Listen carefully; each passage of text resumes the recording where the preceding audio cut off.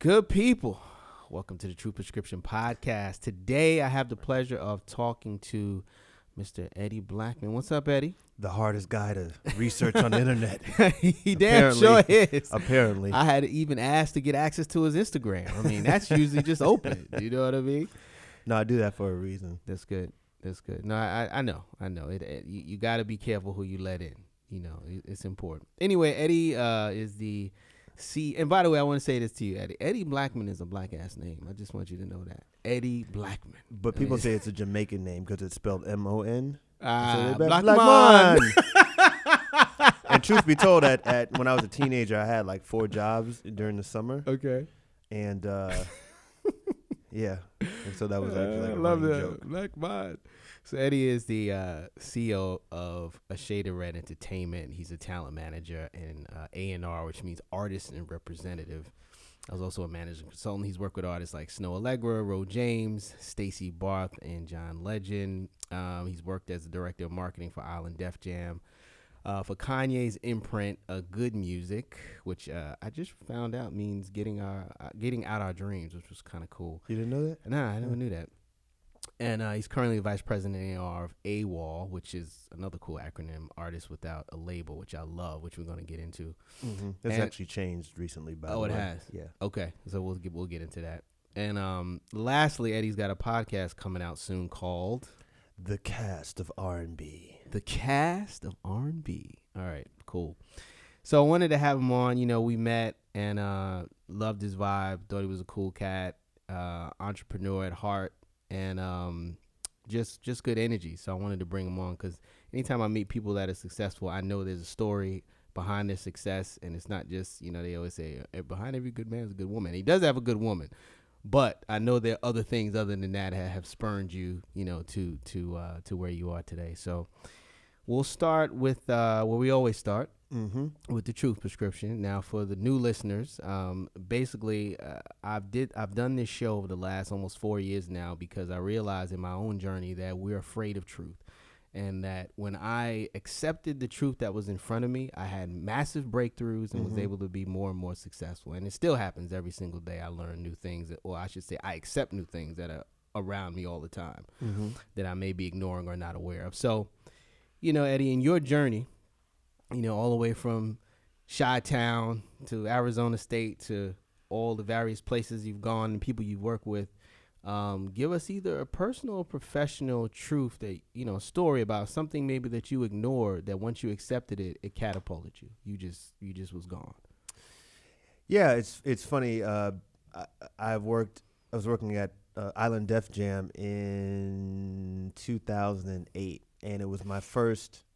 I got a job in marketing, and it was my first, I don't want to say real job, but it was, you know, the kind of path in the music business at that time was interning and then assistant and then like your real first opportunity. And that was my real first opportunity.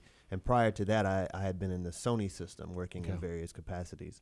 And so I started in the summer of 2008 at Def Jam. Okay. And that was my first real opportunity to work with artists. At the time, I was product manager for Big Sean, who nobody knew. Okay.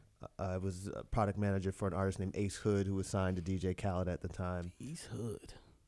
This guy with the diamond fronts.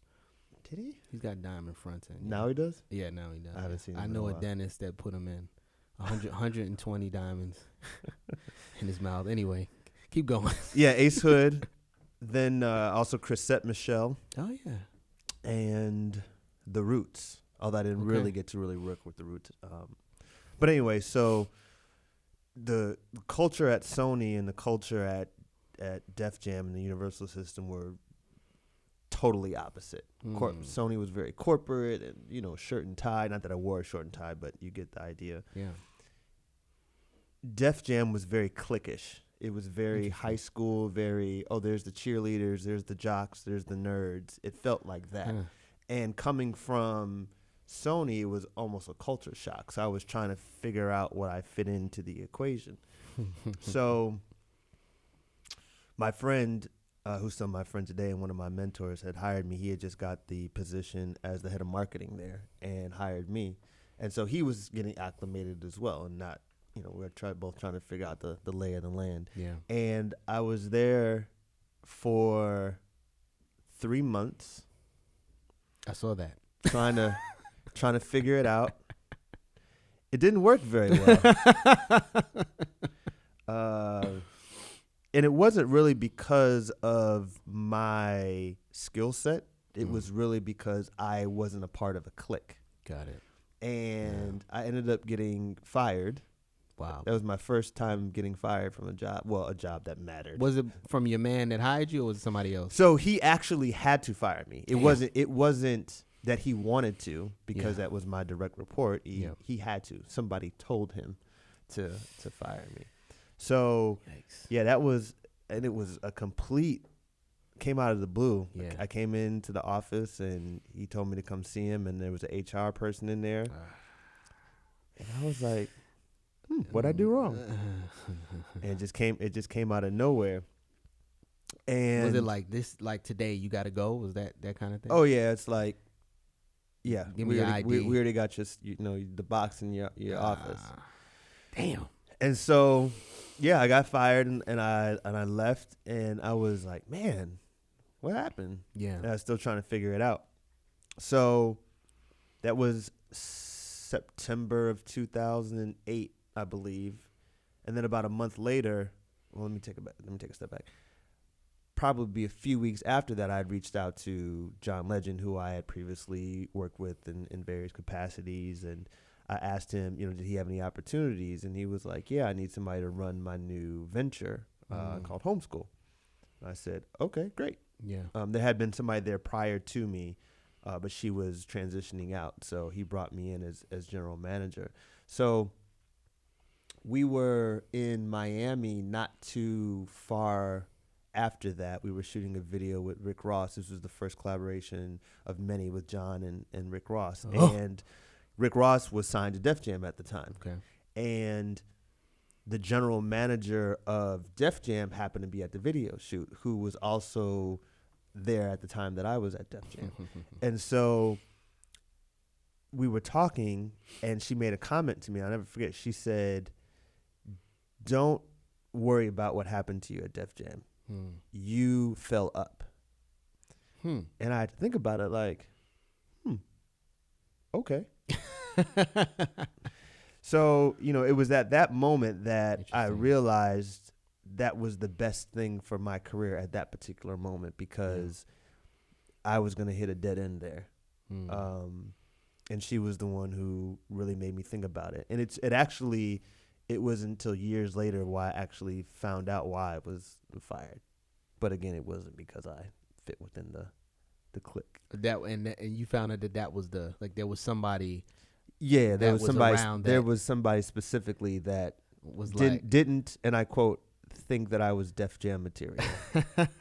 Somebody who was in the West Wing at the time. I called the executive wing the West Wing. Yeah, it was funny. Even in the building, it was the old 825 8th Avenue building, where everything was carpet. But then when you went into the West Wing, it turned to hardwood floor. The nice sparkly plaques were on the wall, so you kind of knew. So yeah, someone didn't think I was Def Jam material in the West Wing. Interesting. Well, I'm gonna say, I thought it was cool that you actually still left that on your LinkedIn. The 4-month stint at Island Def Jam. A lot of people who try to bury that because it brings up some questions, right? So that was dope. Honestly, no one's ever really asked me that, because if you think about it, you don't put it. I got fired from there. No, but it's good. It looks good to be on your resume. It looks good to be on your resume, but I guess I'm saying, like, you could have not put a time interval, right? I know LinkedIn makes you, so you could, Yeah. But a 3 or 4 months, 3 or 4 month gap. Right. Something happened. Yeah. And when you said the woman told you like to fall, that you fell up, it made me think about this Denzel quote. He says in his speech, when you fall, make sure you fall forward, right? And it makes me think about that. You know, kind of like always learn from your mistakes. So you fall, but it's not a what do they say? It's not a set down. It's a set up. Yeah, something along those lines. But the crazy thing is, I didn't make any mistakes. Right.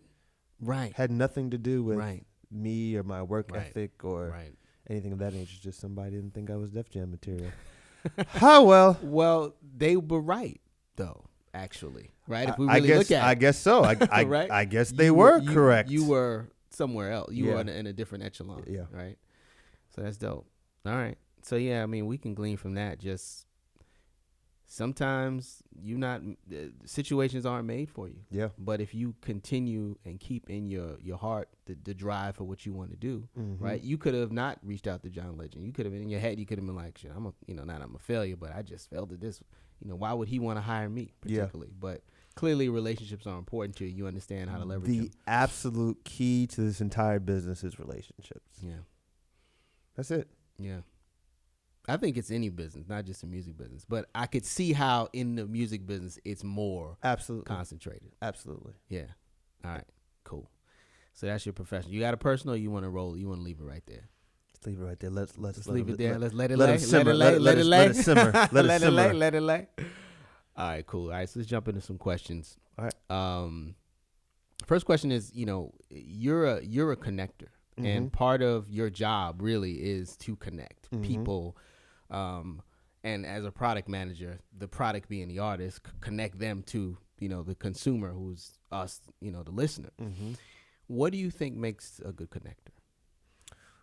Going back to the relationships, right? So I'll give you a prime example, and it's very timely. So as I mentioned, while I was at Def Jam, I was Ace Hood's product manager who was signed to Khaled.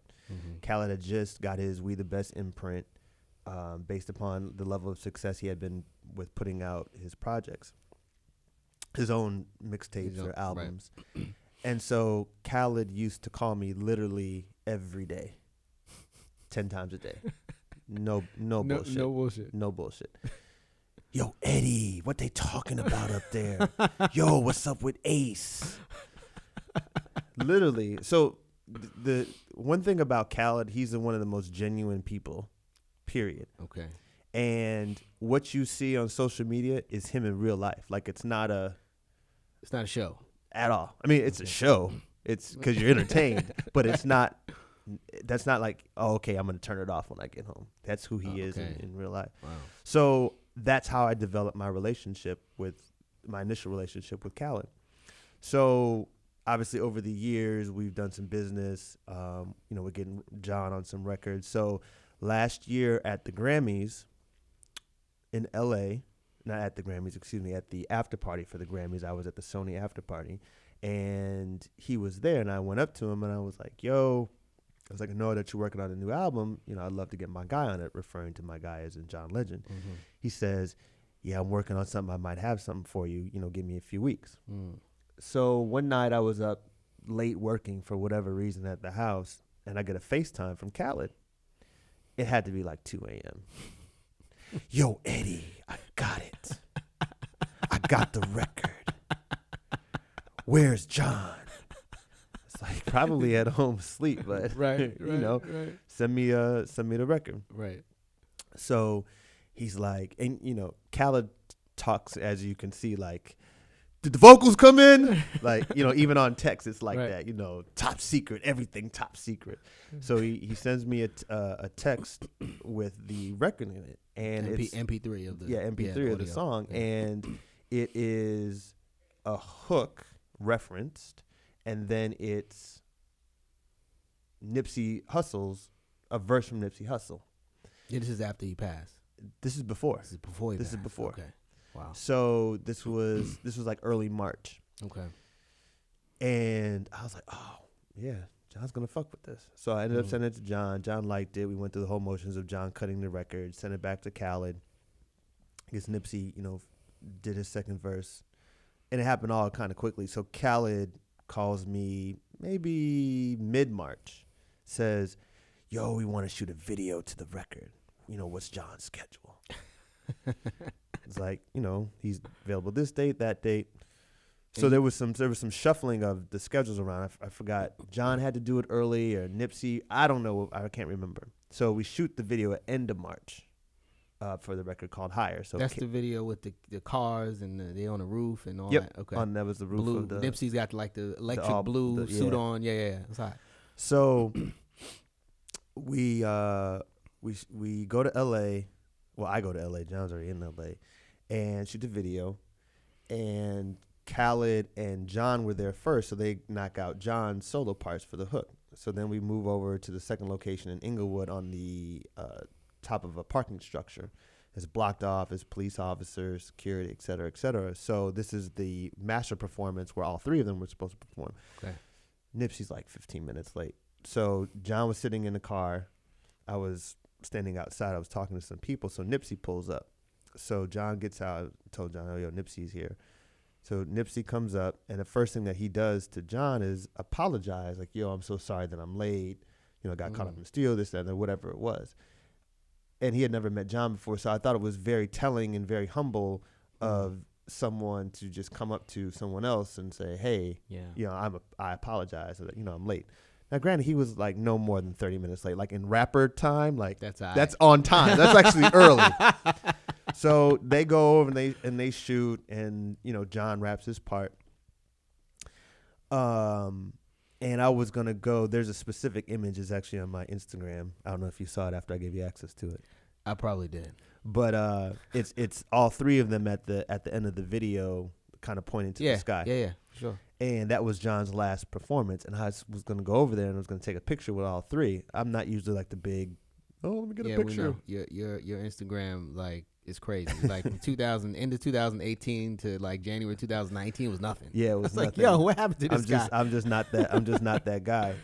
So 3 days later, I'm in Atlanta for whatever reason, and I'm sitting at the Atlanta airport because my flight is delayed, and I'm in the United Lounge. Mm-hmm. Sidebar: Colin Kaepernick was in there playing spades with somebody. That's weird. That's crazy. And my man, who's John's road manager and right hand man, says, "Yo, did you hear about Nipsey?" And I said, "What do you mean?"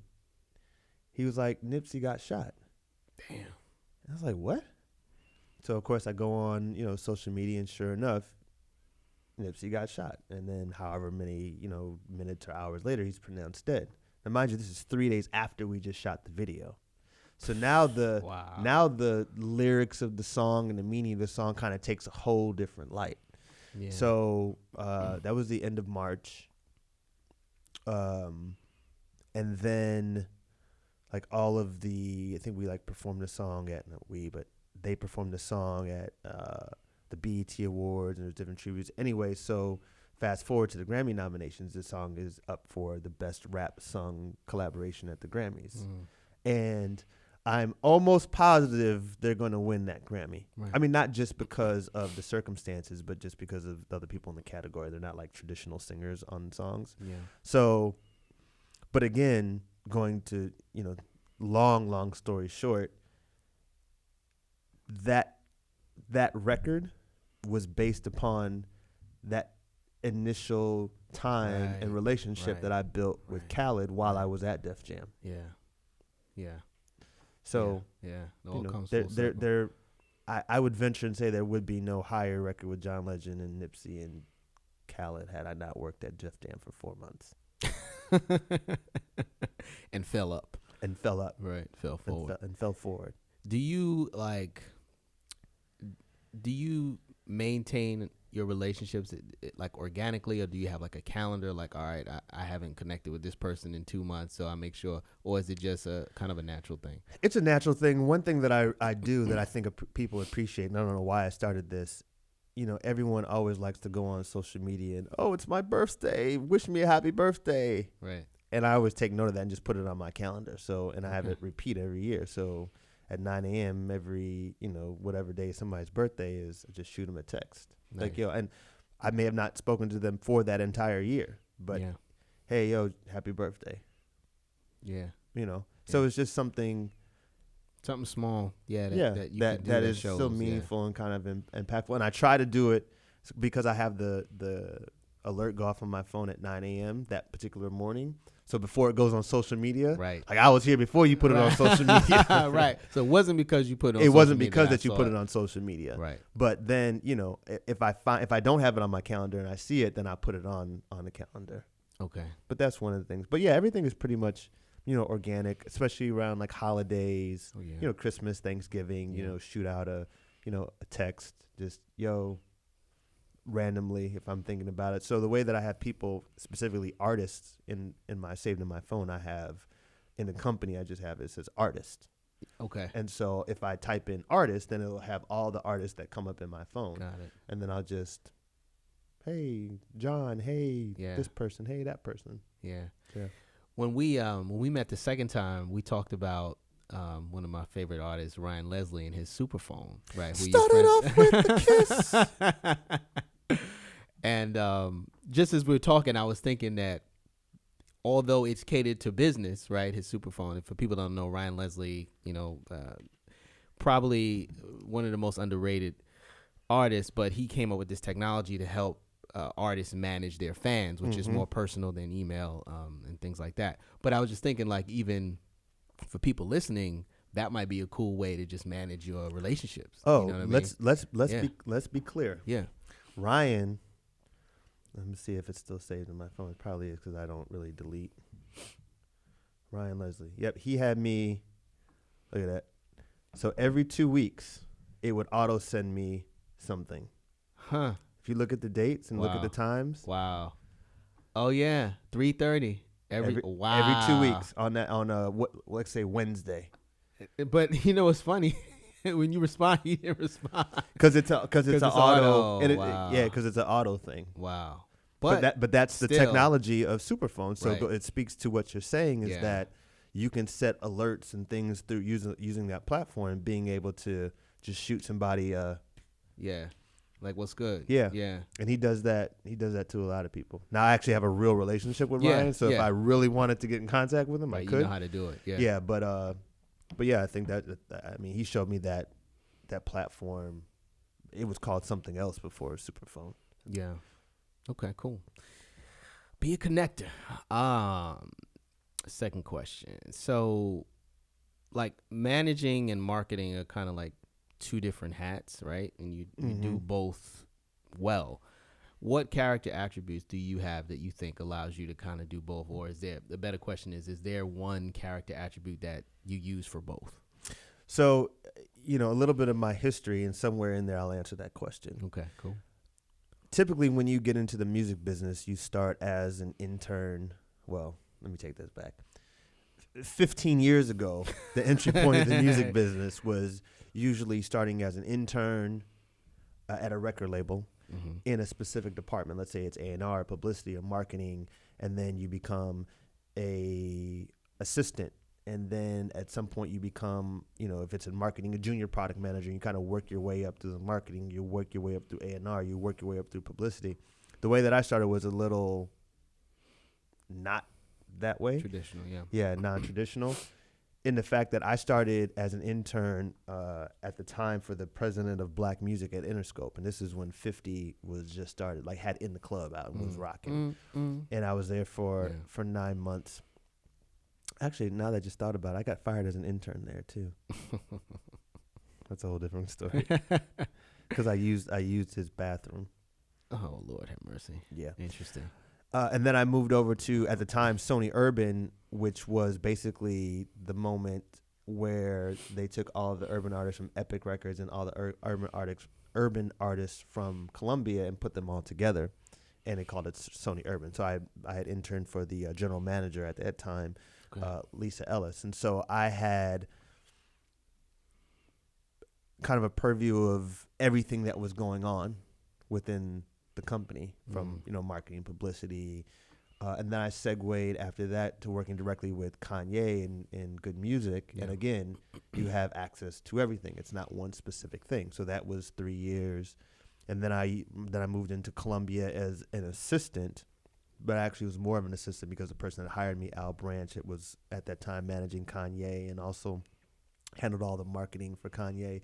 So again, I was involved in different things. Then from Columbia is when I went to Def Jam and then had that very short stint in marketing there. And then I started working with John as a general manager of Homeschool. So again, having a 360 kind of view of everything. We had artists. We had an artist, Estelle, over at Atlantic. Yeah. This was when she had a big American Boy record. We had John's brother who we were developing. And then I signed an artist named Stacey Barth.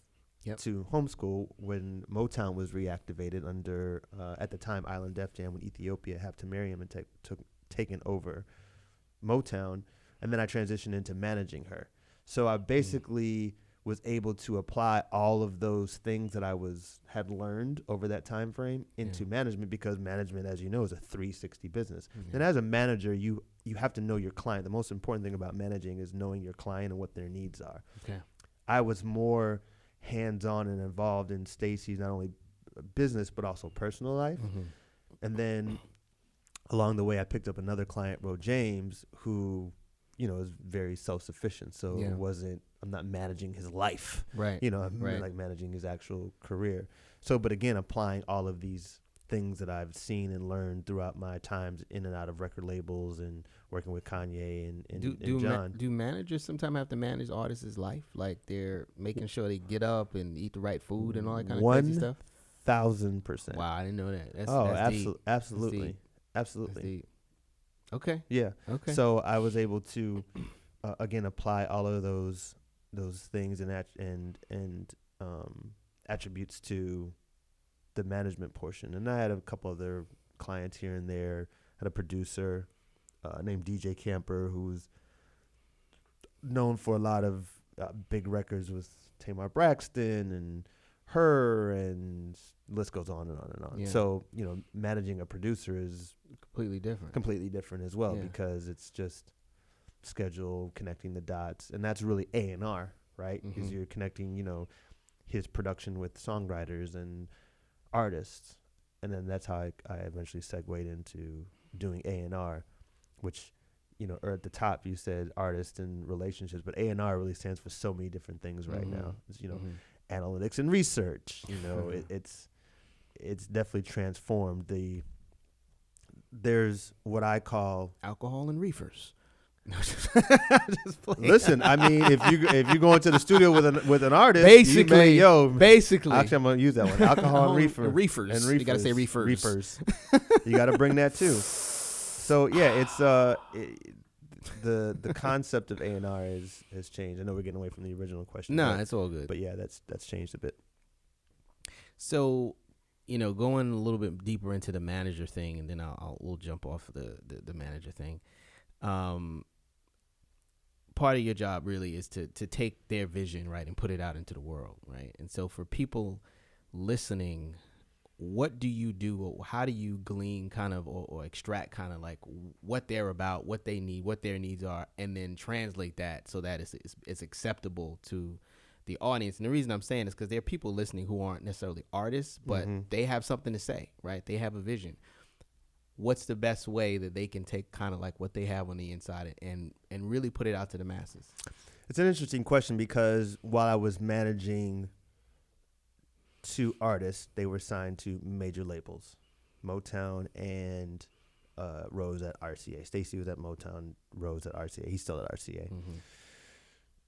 And now that I'm doing A&R at AWOL, which is an independent distribution and label services company, where the artist has control over when they want to put out the music and how they want to present it to the world. Dope. There's two different answers to that, right? Because on the major label side, they're funding it. And so they have kind of final say in what goes out and what doesn't go out. For example, if you're familiar with Ro James' first single, Permission. Yeah. Just I just want to spend a little time with you. That's right. That wasn't I like the record. your falsetto. You've been doing a lot of falsetto today. Only in the bathroom. Only in the bathroom. My wife loves that record. I didn't even in researching for this, I hadn't heard it, and she was like, "Are you on drugs?" I was like, "I haven't heard that record." She's like, "I haven't heard it." I was like, "I haven't heard it." She's like, "Because you don't listen." She's like, "You don't listen to the radio," which she's right. I don't listen to the radio, but I listened to. I was like, "This is a banger." Like I can see why, but she was like, "I love this." You can see why I was the #1 record for 10 weeks. Yeah, at Urban AC. 100%. And the Grammy-nomination. and the video. You know, I'm a film guy. You know, I do films. Like the film, I was like, "Oh, they shot this like so low budget, but it was so clean and just so like." It's a $5,000 video. I believe it. I can see it. But because I do film, like I know it was low budget, but it didn't look low budget, and it looked clean. The story was great. I was like, oh yeah. But see, that's Ro's aesthetic. If you know Ro James, that's his aesthetic. That could literally just be a day in his life. Yeah, El Dorado. Literally, there's nothing about that video that is not authentically him, and that was the whole purpose. And shout out to Mark Pitts, who's the CEO of Bystorm Entertainment and president of Urban at RCA. Mm-hmm. He was the one who made us put out that song. Okay. When it was not the first choice. Okay. Yeah, Ron and I talk about it in my podcast, The Cast of R&B, coming to podcasts. Yeah. Soon. That wasn't the first choice for the record. He wanted to put out something more of the lines of one of the songs that we had did independently called Pledge of Allegiance. And Mark had brought us that record and said, no, this is the one. Y'all got to trust me. And we put it out. And like I had said, it was a 10-week run at number one at Urban AC. They're still playing it to this day, still in heavy rotation. Put him on tour with Maxwell and and just really started the trajectory of his career. And can't say that, had we put out another record that would have been that. So so that's when you're kind of in the major label route. When you're on the independent side, you can just literally do what you want when you want. You're financing it, right? You own the masters. You're doing, depending upon the level of which you're at within our system, you're doing all the marketing. So if you want to put a record on Valentine's Day, your birthday, your mama's birthday, you can do it. No one's going to tell you no. So, but sometimes it's harder, right? Because you don't have that big machine behind you. You don't have those big dollars behind you. So, you got to kind of weigh the options. And so that's why our particular business model is AWOL is good, but, the major label also has its pros and cons. So it just really depends on the artist and what they need. I guess the question is about like the audience, Obviously with the major label, you have all their whole market research, engine behind you. Yep. But if you don't have that, I guess my question is kind of in your experience, what has been the things that you've noticed with artists that have resonated with the wider audience? Is it like personal connection to something personal about them? Is it like, what is it that someone listening could translate to? All right, if I put my message out, let me make sure I add these things in there because that will help it connect with folks. Authenticity is the key. Okay. Especially in this new era of social media where people have access to your entire life. Yeah. So like I said, going back to like for instance the DJ Khaled thing. DJ Khaled has been himself authentically his entire career. It's not I'm turning this off, right? Right. The Row video, that's again authentically him. Anything that any of his visuals, that's authentically him. Consumers can tell when something is not authentic now. And the moment that they do, it's like, oh, we're not messing with this person. It was I'll leave that story. Hey, why don't you just do an anonymous? It was a good story. It's a good story. I mean, it's okay. I mean, it is out there. If you remember years ago when it came out that Rick Ross was a correction officer, and there was about 5 minutes where people cared about it and then they didn't care, and then he's still been having this amazing run. Right, which I thought was interesting. Now, had that been 2019, may have been over. Who knows? Because again, when you're talking about authenticity, people are like, oh man, you used to be a parole officer, a correction officer. You ain't hard. You ain't street. Yeah. Rick Ross was a real drug dealer. They don't care. and I love Ross and love Ross's music and all that. But again, when you're putting things out to consumers who are paying their hard-earned dollars for something, they want to make sure that they're getting the best product. Yeah. If I'm going to pay, $50 at a steak at Ruth Chris, I don't want a steak from Denny's. Yeah, that they just got from Pathmark. Yeah, right. I want the ribeye. You want that 80-day aged. Yeah, got it. Okay, that's important. All right, cool. So you mentioned the podcast, and we talked about it at the beginning. Just tell the listeners a little bit about what was your motivation for doing the podcast, and why do you think podcasts are important? I am not a person who gets too caught up in social media and all of the things that, for me, social media is more of a resume me personally. Okay. It's more of a resume than anything else. And I was talking to one of my mentors some time ago, and so you mentioned it. There was like a year maybe that went by where I didn't post anything. I just was like, whatever. And he was like, yo, you gotta like remind people of what you do, because a lot of stuff that I've done has just been behind the scenes. Mm-hmm. Like, I just didn't really care about it. But now social media will it'll start to play with your mind a little bit when you see this person who just got recognized for this, or this person who got recognized for that. Like, damn, I've been doing that for years. I ain't never been recognized. But it's kind of my own fault for not putting it front and center. Yeah. So the marketer didn't market himself. Yeah, crazy, right? the irony. So, I've started to see all of these things that were happening, and again, going back to qualifications, there are no real qualifications to do certain jobs, right? People just wake up and say, oh, I'm gonna be a stylist. I'm gonna wake up, I'm gonna be a manager. I'm gonna wake up and do a podcast. Right. And I have tried a lot of different things over the course of my career, that I would start, and at the moment was a great idea, and then it was like, I'm not really into that. Mm-hmm. I'm a Gemini, so yeah, got it. The good part, like, that was great, and then the bad part was like, never mind, that was a good part. So I started to look at the landscape of, obviously in the emergence of podcasts, and everybody is starting a podcast that is based upon hip hop, rap, or pop culture, or just culture in general. And I said, well, nobody is really focusing on this R&B space.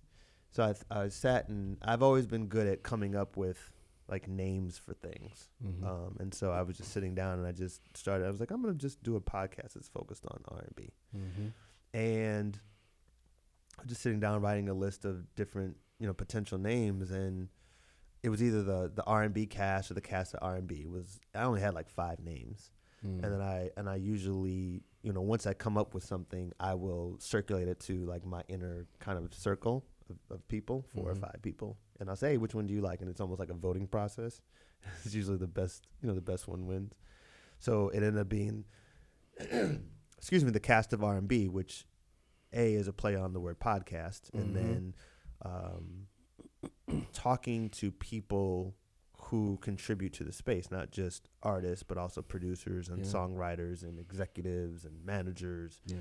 Because a lot of times the artist is always front and center, but there's no real story. Like, so growing up in the 90s, sidebar, I was a DJ at a roller rink growing up in Chicago, and I used to go buy CDs, and I always used to read the linear notes, and you see all these names and produced by, but I didn't really know what that meant until I got in the music business, and then started, oh, okay, this is the hot producer, this is the hot songwriter, et cetera, et cetera. But a lot of times they are also behind the scenes and don't really care. They just want to get their royalty check and keep it moving. Yeah. So I wanted to highlight people who contribute to your favorite song. What's your favorite song? R&B song. Like currently, don't give me something from like current favorite R&B song. Let me see. Like I said, I don't listen to the radio, but I mean, I've got R&B songs that I like. Let me see. Let's see what. I mean, I'm gonna tell you, mint condition. You send me swinging. I said current. You gave me something. Like, you send me swinging. Let me see something current R&B. Gotta be something I like. What's out now? I'll tell you if I like it.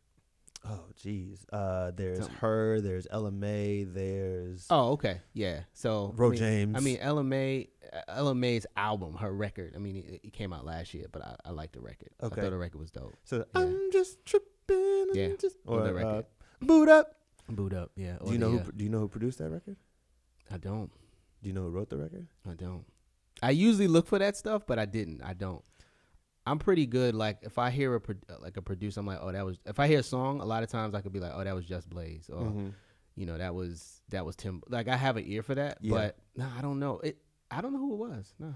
So, well, I don't know off the top of my head either. But the point that I was making is that I'm pretty sure it was DJ Mustard, because that's who she's signed to. Okay. But the point is a lot of times those writers and producers don't get their quote unquote shine. Yeah. They're behind the scenes, and some of them don't want to, but some of them do, but don't want to put themselves out there. Like they don't know how to.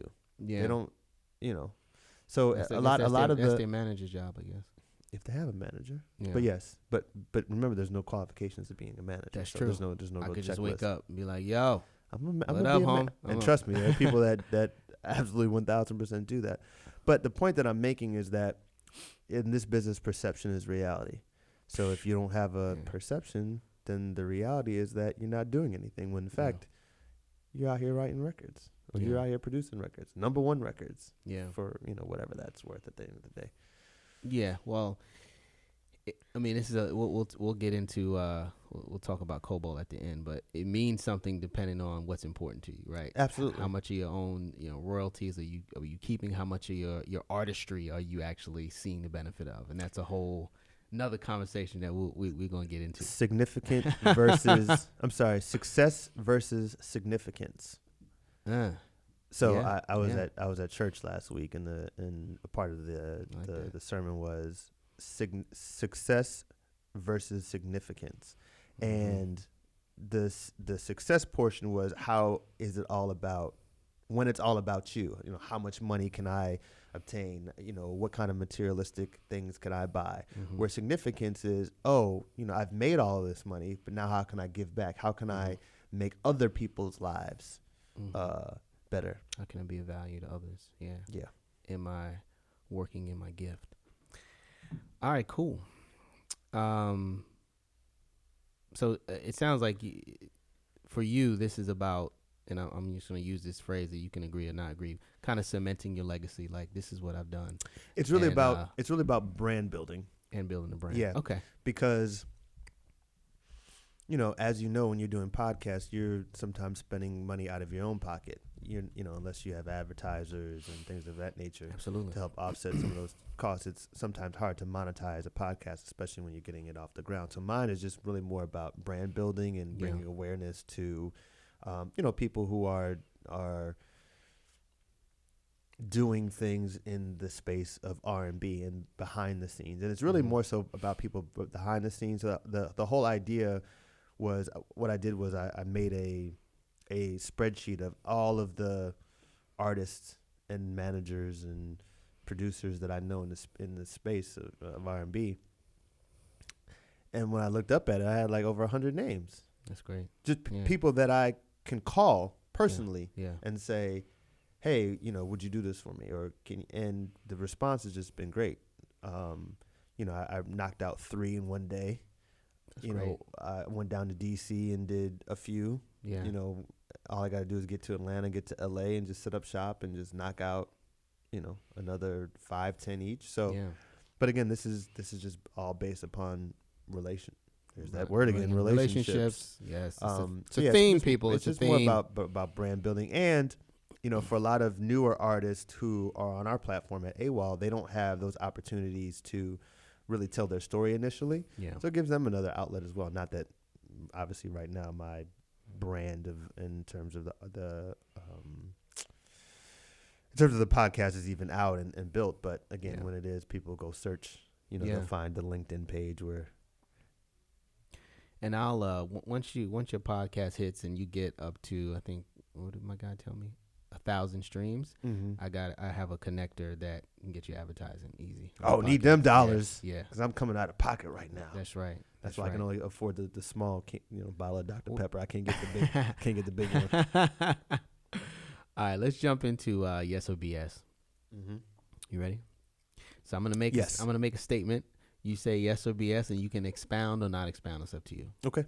All right. Number 1, Ryan Leslie should go back to singing. BS. Okay, I like it. But this is why.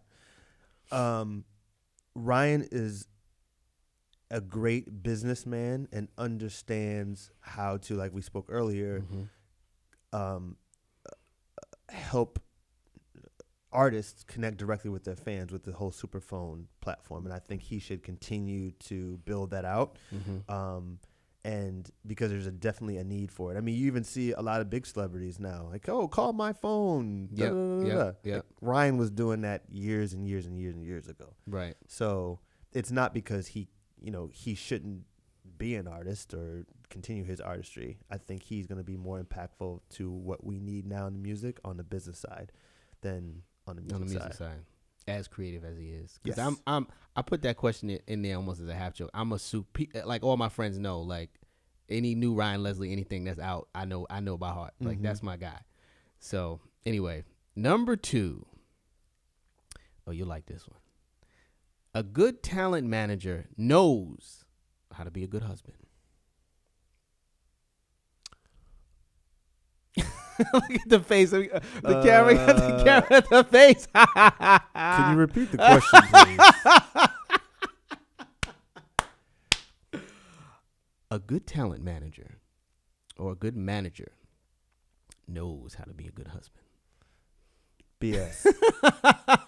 Because not every talent manager is a husband. He's a husband. Okay. But for the ones that are, right. It's still BS. I get hilarious. I love that James Harden sidestep. That was great. Yeah, I get a lot of shit because sometimes I put artists.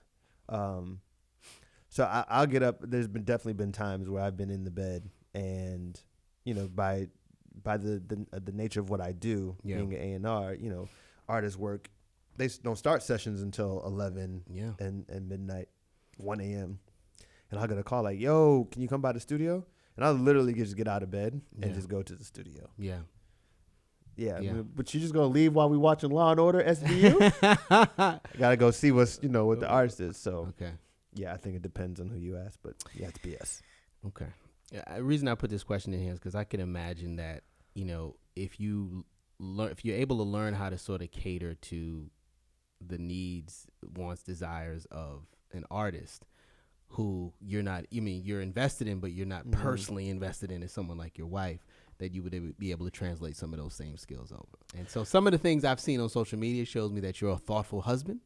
So that's why I put the question in there. Well, and this is on her page, because my wife got into her page, so I looked at her page too. Oh. Yeah.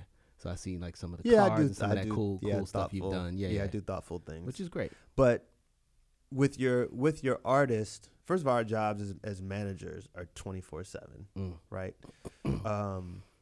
But your job sometimes is, again, to manage an artist's life, and the moment that you have a chance to disconnect from that, you don't really want to translate that at home. Makes sense. You just want to watch Law and Order SVU, or Chicago Fire, or some other, So so it's BS. Cool. BS. All right. Number 3. Artists are taking back the power from non-artists. Yes, with a asterisk. Okay. It depends on what you consider an artist. Okay. I consider, and when I say artist, I think about anybody that's doing anything creative, putting out it into the world, but traditionally has needed an intermediary who is a non-artist to get it out and also profit off. So middleman, profiteer. Mm-hmm. So we're talking, painters. We're talking R&B artists. We're talking, anybody that creates anything, producers. So I'll narrow the scope to just music artists, and I was having this conversation the other day. So I've been having conversations with what I call, they're artists that are unicorns, right? Okay. Andre 3000, Sade. Yeah. Even this girl Allegra, she's a little bit of a Snow unicorn. Allegra is a semi-unicorn. That you don't have access to. They're not. It's not like a lot. Maxwell is a is a unicorn still, I guess. Yeah. And quick story about that. I think it starts with the artist mentality. I had the opportunity to interview Maxwell when I was in college. It was in school newspaper. And my question to him was, how would you define yourself as an artist? And he looked at me and he was like, you could probably define me as an artist. I don't know what I am. And that, I think that speaks to what you're talking about. Like they just come from a different place. Wired. Exactly. They're true and traditional artists. There are people now who want to be quote unquote artists because they want to be famous, because they want to be relevant on social media. Yeah. twerking, or this is one thing that really annoys me about female artists. Okay. Talk to them. Preach. They all have some type of colored hair. Think about Okay. it. Out of 10 female artists, you may have one who just has their natural colored hair. That's true. Some of the purple, pink, Nicki yellow, Minaj, like, yeah. and I'm not just singling them out. No. I'm just using it as an example. But those are the artists that want to. Let me make sure I say this correctly. I'm not saying specifically female artists who color their hair want to be famous. I'm just saying there are artists, men and women out there, who are putting out music just because they want to be famous. They want to be relevant on social media. Right. You know, Yeah. Erykah Badu isn't on social media every minute. You know, 3000. I was listening to a podcast that he did with Rick Rubin, and he was saying how he just goes places by himself, and he's actually afraid to go on stage now. Why? Did he get it? I'll listen to the interview. Yeah, That's interesting. Broken Record. That's interesting. Yeah, listen to it. But It's like interesting. D'Angelo is another one I think. D'Angelo. Like straight artist. Yeah. Pure. Yeah, they do it for the sake of it's coming from an authentic place. It's not, oh, I got to do it for social media. And there's other obvious artists, but those are kind of like the 5 or 6. Anyway, so I was speaking to a unicorn who will remain nameless, and they were telling me about how they had a lot of early success in the 90s. And then there was the situation became toxic within their own circle and at the record label, and which is why they haven't put out a lot of music. And so now they're ready to put out more music, but they need a very safe environment to do so. Nice. Okay. And again, it's not about I got to put it on social media, but it's about this is legacy. This is what I want to leave in the world. Got it. Okay, cool. Number 4. College fraternity connections are always beneficial. That is truth. Okay. That is a yes. Okay. And I'll give you a perfect example. Happy Founders Day, belated. Thank you. You're welcome.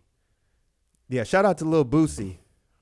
I guess my new frat brother I didn't know that I had. I trolled him the other day. I went to the Nets game. I saw that. Put your hoodie on. and the funny thing is that this is actually my 20th year anniversary of being in Kappa Alpha Fraternity Incorporated. Crimson and Cream. Is that why it's called Shade of Red? Yes, actually. Okay, I got that. Actually, it absolutely is. All right. I started that in college. I started throwing parties, and I needed a name, and everybody always used to get our colors confused with red and white. Mm-hmm. And so that's absolutely where Shade of Red came from. Crimson and Cream. Crimson and Cream. All right. Noopy Noop. Yeah, so I had a whole different outfit on going to that game, and I was like, oh, man, this is an Instagram moment.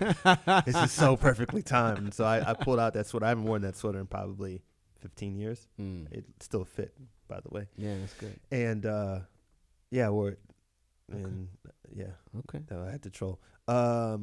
So the whole way that I actually got into the music business, so my best friend, who is also a fraternity brother, one of my fraternity brothers, he's also a lawyer at the time. He was in law school at Vanderbilt. And if you're familiar with BSLA, it's called the Black Entertainment Sports and Lawyers Association. They do a lot of events, their yearly conference in, tropical places. So that particular, he was at L1, and that particular time it was in Cancun.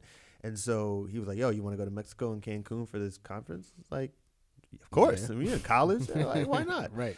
So we went, and I met two of my fraternity brothers, Erwin and Michael Prasad, the Prasad brothers. At the time, they had a marketing company called the Prasad Brothers. So they had clients like Tangeray and other clients. But in Cancun, they were there throwing a party for the Tangeray Soul Suite. And I was like, yo, let's stay in contact. They're like, yo, if you ever, come to New York, look us up. So that was actually my first internship in New York. I needed an internship to finish my degree, and I called them and I was like, yo, I need a summer internship. I would love to do it with you guys if you have anything open. They said, yeah, come on out. Beautiful. I came out. Two of my other fraternity brothers who I knew who were from they went to school at Berkeley, but they were from LA. They had an apartment out here, and I said, "Yo, I need somewhere to crash while I'm doing the summer internship." "Oh, nope, we got you." So I my first room, literally, here in New York, I can literally put out my hands and touch both walls. And there wasn't any windows except this annoying ass skylight where at high noon you can just imagine during the summer with no AC.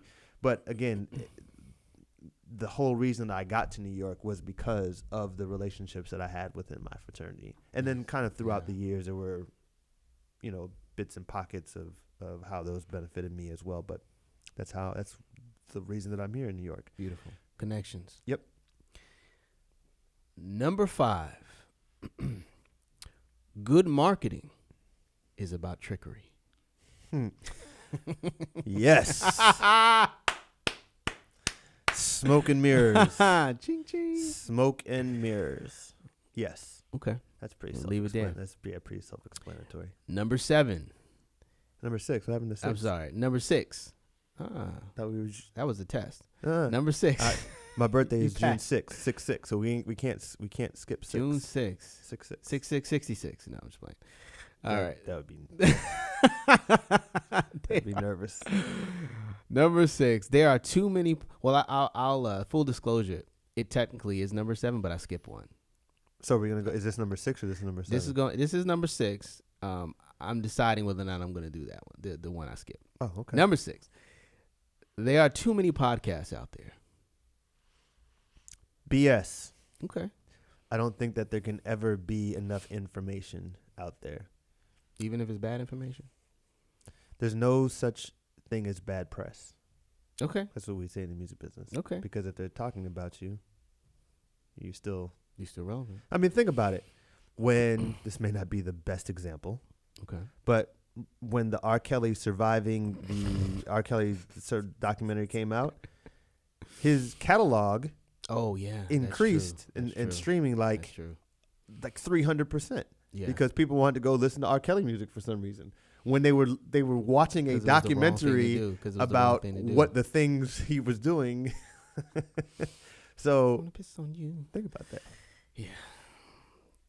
I can't even talk about R. Kelly right now. All right. Yeah.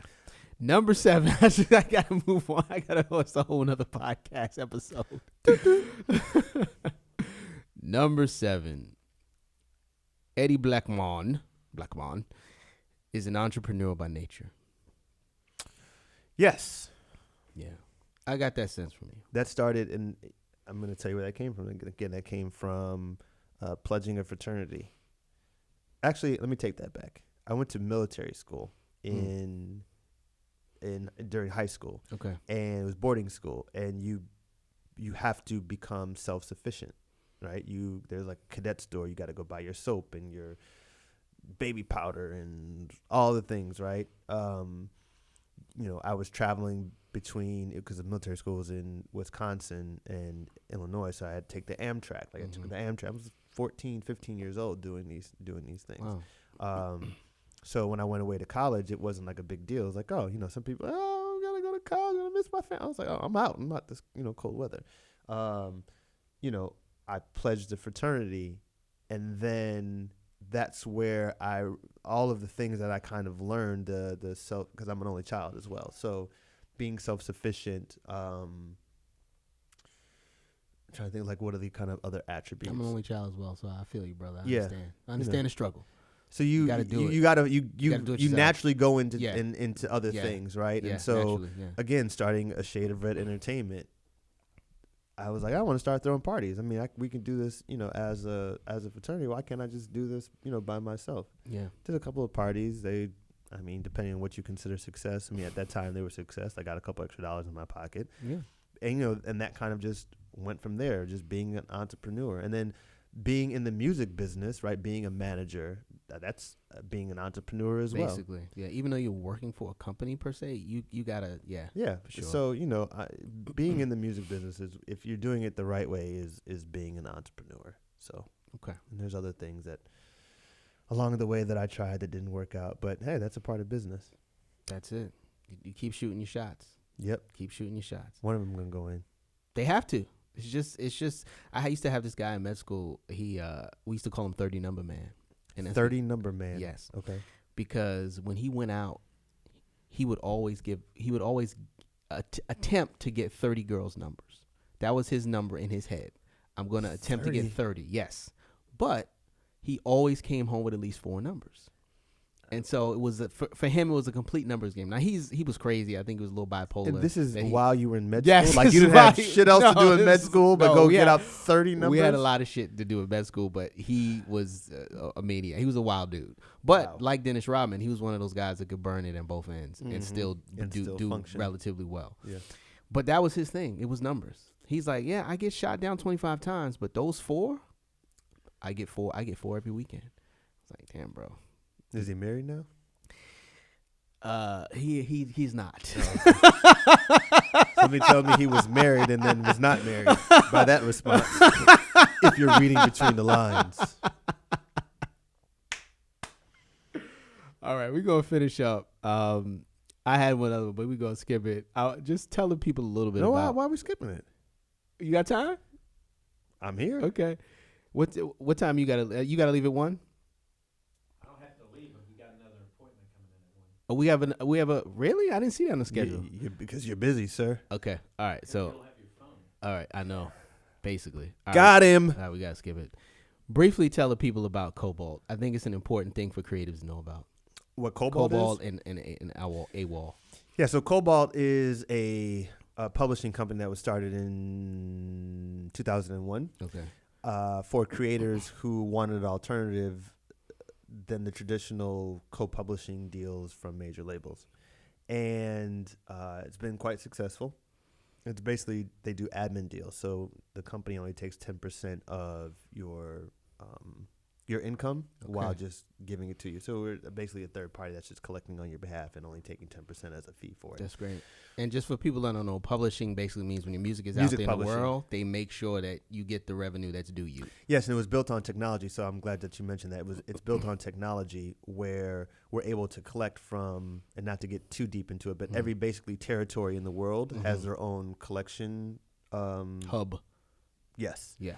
And we as a company are basically able to centralize that and bring it all into one place, where other places have to use other third parties and it gets messy and it's more streamlined. Yeah. AWOL, which originally stood for Artists Without a Label, was a distribution company that was in London. It was based in the UK. And in 2000, my years may be off, 2011, 2013, somewhere around there, Cobalt purchased it because they saw where the trajectory of where the business was going, right? Digital distribution. Yep. So prior to that, Cobalt Label Services existed, where it was basically servicing artists who were really out of their major label deals and just needed to continue to put out music. So they had people like Lenny Kravitz, Nick Cave, and such on and so forth. So what happened was about 2017, you had Cobalt Label Services, and then you had this new digital distribution platform that was just kind of sitting there. So somebody had the bright idea of, let's put it together. So they was rebranded as AWOL, which now stands for A World Artists Love. Okay. I mean, I didn't come up with it. I like the other name better. Yeah, me too. But yeah, so now AWOL exists as kind of the master side of the business, being able to put out, distribute artists' music, right, at any level of where they're at in their career. So if you're just putting out record 1, or if you are kind of a mid-level artist and need to put out music, or if you've had a major label deal and then figured out, this is not the way that it needs to be for me. So we're able to grow with the artists throughout the trajectory of their career. So it's a really good platform. It's still building. Yeah. But yeah, it's a great platform. Beautiful. And it's good you're there too, because you have a lot of just your experience, your perspective, the whole Relationships. The theme of today's talk was relationships. Okay. All right, Eddie, this was great. Thank you for having me. This is I think one of the first interviews I've done. Yeah, well, that was when I asked you, had you been on the podcast? You said no, and I was I definitely have not been on the other side of the podcast. Yeah, I'm happy that you accepted, and sometimes you ask people to do stuff, and they're like, yeah, and then you send them the link, and 6 months later, that's called the music business. They're like, yeah, man. See what happened was right. So you're a man of your word, and Of course. appreciate that. I appreciate that, and it's no secret or no surprise why you've been successful in your various endeavors. So I appreciate you, man. If I ever need some medical, Absolutely, I got you for free, no charge. that's what quid pro quo. All my friends say that I'm their insurance plan. They call me their insurance plan. It's hilarious. Anyway, This is dope. Thanks for having me. no doubt.